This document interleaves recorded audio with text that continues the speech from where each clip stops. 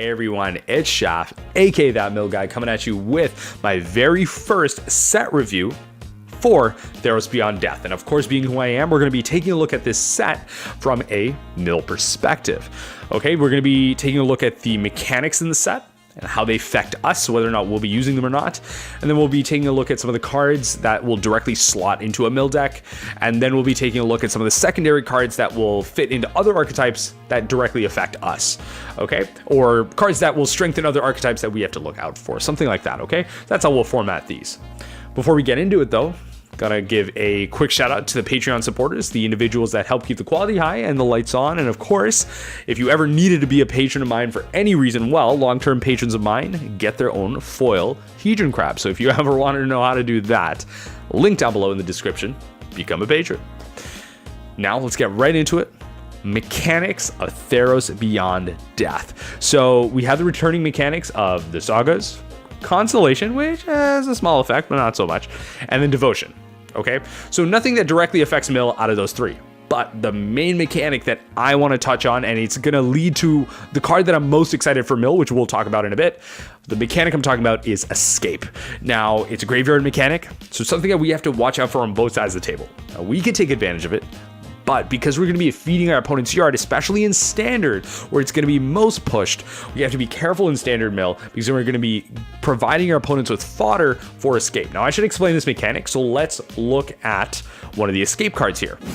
So, this card right here, you can pay 2 for it to cast it from your hand, or you can pay 4 and exile 3 cards to instead cast it from your graveyard for its Escape cost. Now, some of the things that we should mention is, of course, it goes through the regular casting rules. It can still be countered, and it still goes through the stack and whatever, blah, blah, blah. But the interesting thing with Escape is that it doesn't get exiled. If this creature dies or it gets countered on the stack, it goes back into the graveyard. And the recursive ability of that is what makes this key for me. Okay, the reusability is what's gonna make one of the cards I talk about later vastly playable.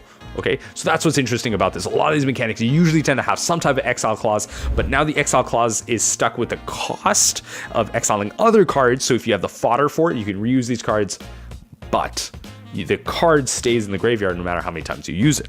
Okay, so that's gonna be interesting going on in the next section. So let's go on there and let's talk about the cards that directly affect mill. Okay, now in terms of this, we're gonna go over some quick cards here. So these are the ones that are primarily going to be affecting, I would say, mill in a competitive sense, except for one of them, mostly for standard mill. So we're talking about Sage of Mysteries. So Sage of Mysteries, more so going to be a pre-release and draft all-star, where the constellation mechanic is going to matter more. In standard mill, obviously we have Drown Secrets, but that's a enchantment that's meant to just stick on the battlefield and not be balanced to whatever it is. So Sage of Mysteries, more so for pre-release and getting your 40 card deck opponent down to 0. Okay, so keep in mind for that. Next one is gonna be Devourer of Memories. Devourer of Memories, I don't think it's gonna see too much play in standard, just because the effect of it only triggers on one instance of cards or a card going to your opponent's graveyard. So if you were to mill your opponent for 5, the Devourer only gets +1/+1. Where it's interesting in Modern is that it will trigger off of each individual Mesmeric Orb trigger on your turn and your opponent's turn. So potentially in Modern, it could be a fantastic blocker and an attacker. So keep a lookout for it. It doesn't have any form of evasion, which kind of sucks, which is probably what's holding it back. If it had something like Menace or Flying, maybe like Jace's Phantasm, it'd be kind of cool, but I don't think it'll do what it needs to do. And the last card that I want to talk about is Sweet Oblivion. And I think this is going to be one of the new marquee standard mill cards. Again, the recurse ability with the escape mechanic. Mill 4, pretty sweet. You're not going to get much better than this. The issue with this card is, although I want it to be a playset, a lot of the mill cards currently are creatures, which are great, like the Wall, which mills for 4, and then Merfolk Secret Keeper, which also mills for 4, but has a body on the other end of it. So the blocking is a pretty big part of standard mill, being able to deal with a lot of the creatures on your opponent's side. So I don't know if this has a fit, but it's a great way to use extra mana on the turns where you're not doing anything. So it'll definitely slot in, okay? It'll definitely be a new staple for the mill deck. Finally, going into the cards that I really care about. Okay, it's gonna be of course, one of the planeswalkers, and being who I am, I have to defend these cards. I have to see the playability in them. This is my job here. So Ashiok Nightmare Muse is a card that I'm talking about. I've actively defended this card. If you see me on the Facebook group, Reddit, whatever it is, always trying to defend this card. And now I should start off by saying that yes, this card does not slot into current modern mill lists. You don't want to be paying 5 for a planeswalker, even though it does a lot. It interacts with the field, and it has a fantastic ultimate, which obviously synergizes with all the other Ashioks that have been printed. So that's really interesting that way. But where I think this will find a home is a nice Dimir control list, especially in Modern. It's a really cool finisher. Okay, again, interacting with the board and having an ultimate that interacts with even the recent Ashiok that got printed. Okay, exiling your opponent's yard, and now exiling that actually has a great win condition attached with this new 5-mana Ashiok. So think about it that way, okay? Another place where this is obviously going to see play is Standard. I think this is going to be the marquee finisher in Standard Mill, which is going to be really exciting. It used to be Liliana, Dreadhorde General, or Lochmere Serpent, but now it's going to be this card. We could potentially go down to at least one Liliana, but now this will likely be played as a 2 to 3 of, which is really fun, really interesting, and I'm super excited for it. I definitely already have the special card frame for it, so I'm ready for it in Arena. Finally, the card that I'm most excited for affecting Modern Mill. This is the card that I know I will be testing 2 to 3 of in the main decks of my Modern Mill list. Cling to Dust. Bear with me here. It doesn't seem like a lot at first, but let me explain this. 1 black, instant speed to gain 3 life or draw a card. That's where the value is. It's instant speed, draw a card, and life gain. The fact that it has escape is where the playability comes in. Remember that when you cast this card for its escape mechanic, it does not exile the card. This is a recursive ability. It synergizes with Mesmeric Orb because the Mesmeric Orb creates fodder for you to exile cards for the escape cost, and you will mill this card over, already giving you some playability with it. Where I think this card shines is, of course, because it replaces itself, and with the incidental life gain packaging along with your Crypt Incursions and Collective Brutalities, this will be, in my opinion, what helps shore up some of the missing gaps that Modern Mill currently has, where you draw too many lands and you have these turns where you're doing nothing. You're not able to do anything. You have only sorceries or cards that don't affect the board, and you have this empty mana. Well, now you can cast this card for its escape cost, pay 4, exile 3 cards, and draw a card, which is huge to me. The fact that now we have something to do in our graveyard with our unused mana is so big to me, especially because it's able to replace itself. I think this card is going to be fantastic. I think it's a slam dunk. I don't know if it's on the power level of what Drown in the Loch did for our archetype, but I definitely think people are sleeping on this card. Again, I gotta hammer this home. It draws a card, it gains you life at instant speed, it's recursible, and it can be used on those turns where you're not doing anything with your mana. And as a mill player yourself, you have to know that those turns are way too much, way too common. Okay, so now we have an answer to that, and I'm super excited for this card. I'm definitely pre-ordering my foils, and I'm ready for it. We're gonna go into the next section here, and we're gonna talk about the cards that indirectly affect Mill going into different archetypes. Okay, now there's a lot of cards that I could talk about. What I'm going to primarily do is avoid the standard cards because I'm not too fantastic at evaluating standard Magic. I play it, but I'm not that great at it, so I'm not going to be able to generally understand what cards are going to go into different archetypes, forming new archetypes, and change the way we interact with the format through standard. Okay, so not for me to figure out. I know some cards like Woe Strider will be going into Aristocrats, obviously, but that's about it. Okay, so we're going to focus on the modern aspects, and we're going to start off with some honorable mentions. The first one is going to be the new Heliod, and then it's going to be Thassa's Oracle. Okay, so Thassa's Oracle, being the meme it is, okay, it is going to be, I would say, a mainstay, one of at least a 2 of in current Merfolk lists. If anything, it's card advantage. It allows you to manipulate the top card of your library. And of course, being 2 CMC, a lot of Merfolk Aether Vials are going to be stuck at 2. And so this is viable and it's playable at instant speed to stop you from winning the game. The key thing about this card is remember that the win condition tapped onto the card is an enter the battlefield effect. It's not a static ability like Jace Wielder of Mysteries or Laboratory Maniac. Okay, so keep that in mind.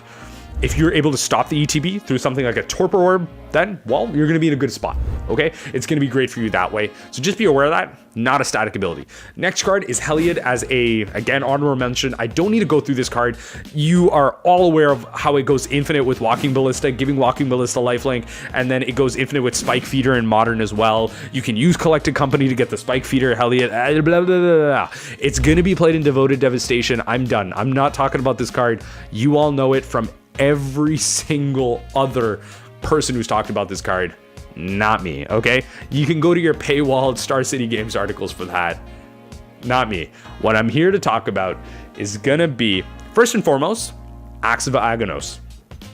Ox of Aganos, I should say, sorry. So Ox of Aganos is, what it reads as is red, 2 mana, discard your hand, dredge 15. Yeah, that's right. This card is going to be played in Dredge. Okay, I think you are all aware, especially with the banning of Oko, all right, and some of the graveyard strategies, you know, losing Mox Opal, so the Urza decks and everything. Dredge is slated to see a huge comeback in the meta. We already know that we likely will have to be playing a little bit more graveyard hate, so maybe Ravenous Traps are necessary, but this card is definitely a turn 3 to 4 explosive move for the Dredge deck. Remember that it requires itself to be in the graveyard and 8 other cards to exile with it, so it's not going to be something you see on turn 2. You will still be likely seeing Cathartic Reunion or Life from the Loam being played on turn 2, but beware of this card. It is so explosive. It escapes, it dredges 15 and then creates an aggressive body. Okay, so definitely be careful with this card. It's not fatal pushable, so it's going to be rather difficult to remove, especially because you're exiling cards. It might be that it actually beats out your Drown in the Lock, because now you don't have enough cards in their graveyard to then destroy this card. Obviously, it's not going to happen too often. You're going to be able to kill it in Dredge, but just be aware, this is an enabler that Dredge now has. Next card I want to talk about is going to be Dryad of Elysian Grove. Now, this is going to be big for us, especially because it's going to give rise to some of the decks that are more favored for us. So the big mana decks, the Valakut and the Titan decks.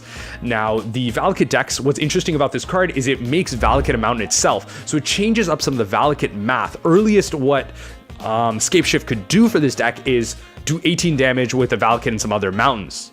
Earliest, right? So 5 mountains and a Valakut, 18 damage. But now that the Valakut with this out is its own mountain, it will do 21 damage to you. That means Scapeshift is an instant win condition. Okay, so that type of math is going to be very important for you to calculate when you're playing against your Scapeshift opponent. What's also interesting in the Titan mashups, this is now a value card where you can now play potentially some Valakuts in a Titan deck and not play any mountains. Mountainless Valakut. Think about that. With this out, all of your lands are mountains. You can just play Valakuts for value. Yikes. Yeah, you can once upon a time for this thing, and you can tutor for this thing with any other creature tutor. Yikes. Okay, so definitely see a rise in some of our favorite matchups, but it's definitely going to make them a little bit more explosive and give them some alternate avenues, so be very careful. Okay, finally, the last card I want to talk about is Underworld Breach. This card is being slated as Modern's Yawgmoth Will, so obviously very, very, very broken card in some of the more Eternal formats like Legacy and obviously Vintage, but this card is going to be slated primarily for the Storm decks.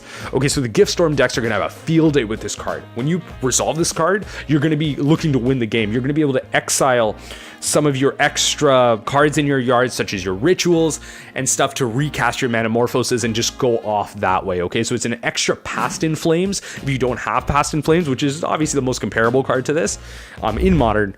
And so this is definitely going to be another reason why we might want to go up in just hard graveyard hate with something like Leyline of the Void or Ravenous Trap. So beware, Dredge and definitely Gift Storm is going to see a huge bump, especially in your LGS, so be wary of cards like this, and definitely remember that the big mana decks are going to see a huge rise in green because of the Dryad. Last thing I want to mention before the video ends here is, of course, Field of Ruin seeing a reprint. Me personally, I love my bling, so I definitely will be trying to pick up foil Field of Ruins, as one of the many ways that you can win in a Magic game is you've blinded your opponent out and you've blinded their field of view with how shiny your foils are. But in all seriousness, those are all the cards that I wanted to talk about. That is my set review for Theros Beyond Death for Mill. What are some of the things I missed? What are some of the cards that you wish I talked about? Let me know down below. And what are some cards that you're excited for, maybe outside of Mill? What are some things you're looking forward to in the new meta, especially in this post-ban meta going into Theros?